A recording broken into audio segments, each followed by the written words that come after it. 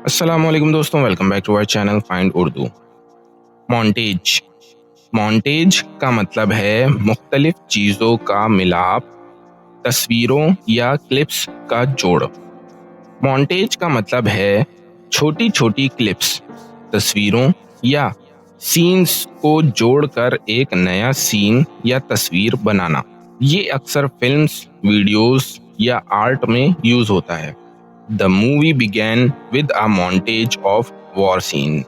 Film का आगाज जंग के मुख्तलिफ मनाजिर के मॉन्टेज से हुआ।